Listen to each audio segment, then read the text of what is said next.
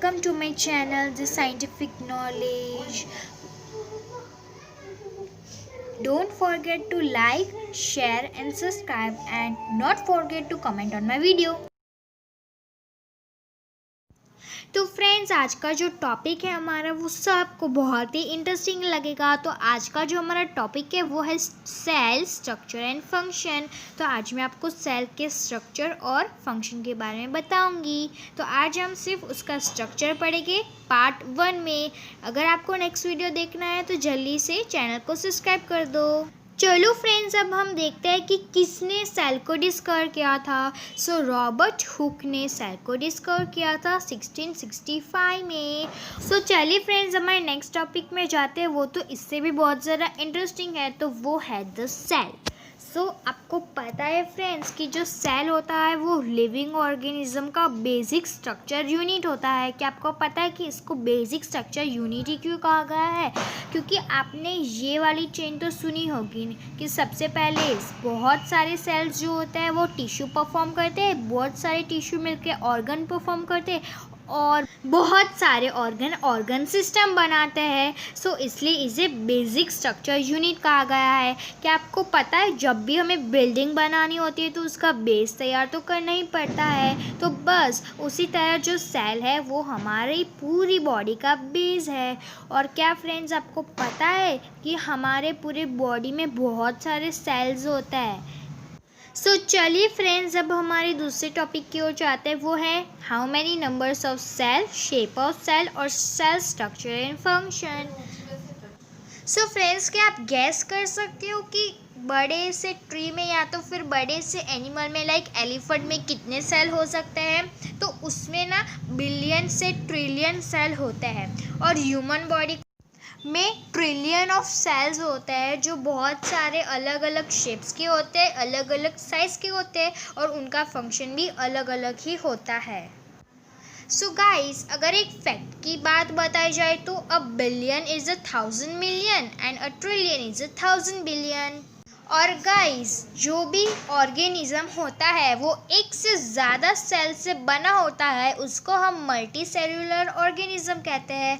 Multi मतलब many और cellular मतलब सेल। और जिस भी ऑर्गेनिज्म को सिर्फ एक ही सेल होता है, दैट मीन्स सिर्फ सिंगल सेल ही होता है, उसको हम यूनिसेल्यूलर ऑर्गेनिज्म कहते हैं। यूनि का मतलब होता है 1 और सेल्यूलर का मतलब होता है सेल।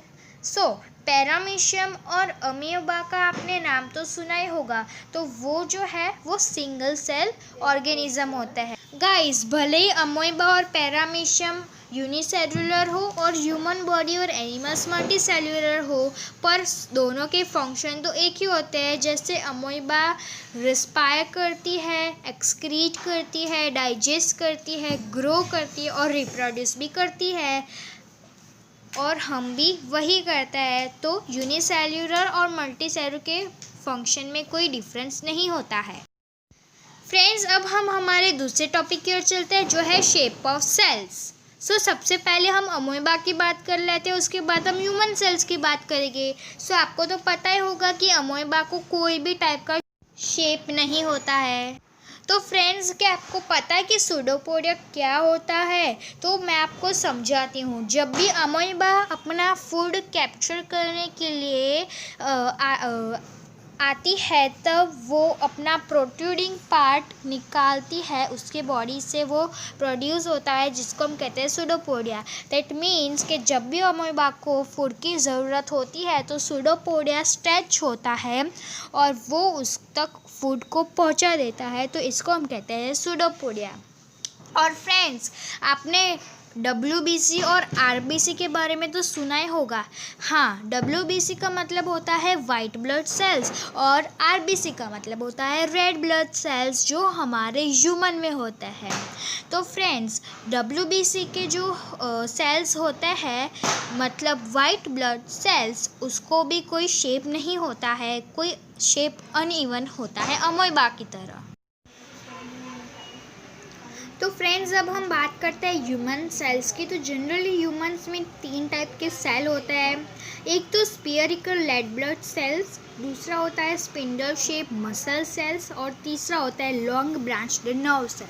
आपको पता है नर्व सेल क्या काम करता है? तो नर्व सेल हमारे ब्रेन तक मैसेज को पहुंचाता है और उसके बाद हमारा ब्रेन जो होता है वो उसको रिकॉग्नाइज करके उसका जो भी आउटपुट है वो दिखाता है। और फ्रेंड्स, मैं आपको एक फैक्ट की बात बोलूँ तो सबसे छोटा सेल कौन सा होता है? तो वो बैक्टीरिया का सेल होता है। अराउंड 0.1 टू 0.5 माइक्रोमीटर का वो सेल होता है, किसका? बैक्टीरिया का। और सबसे लार्जेस्ट सेल जो होता है अराउंड 170 माइक्रोमीटर इंटू 130 माइक्रोमीटर, वो ऑस्ट्रिच के एग का सेल होता है। सो एक फैक्ट की बात थी। अब आगे का टॉपिक जो है सेल स्ट्रक्चर एंड फंक्शन, वो हम पार्ट 2 में पढ़ेंगे। वो बहुत ही इंटरेस्टिंग है।